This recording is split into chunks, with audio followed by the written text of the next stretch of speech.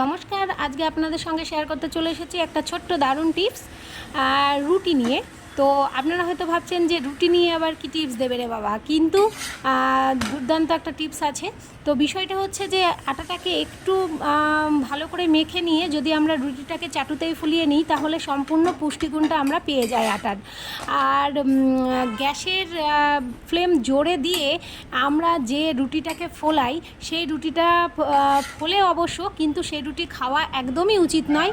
তাহলে আমাদের স্বাস্থ্যের ভীষণ হানি হয় এবং পুষ্টি তো পাওয়াই যায় না, আর আমাদের এই রুটি খেলে বিভিন্ন রকম রোগ হতে পারে।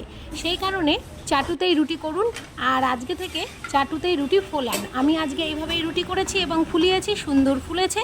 তো আপনারাও এইভাবে ফোলান, তাহলে পারে স্বাস্থ্যের দেখবেন কোনো হানি হবে না। যেহেতু আমরাও খাই, বাচ্চারাও খাই, সেই কারণে আর কি এই টিপসটা দেওয়া রইল। আপনাদের কেমন লাগলো জানাবেন, আর ভালো লাগলে ভিডিওটি কমেন্ট করবেন, এবং কোথা থেকে কমেন্ট করছেন একটু জানাবেন প্লিজ, তাহলে সুবিধে হয়।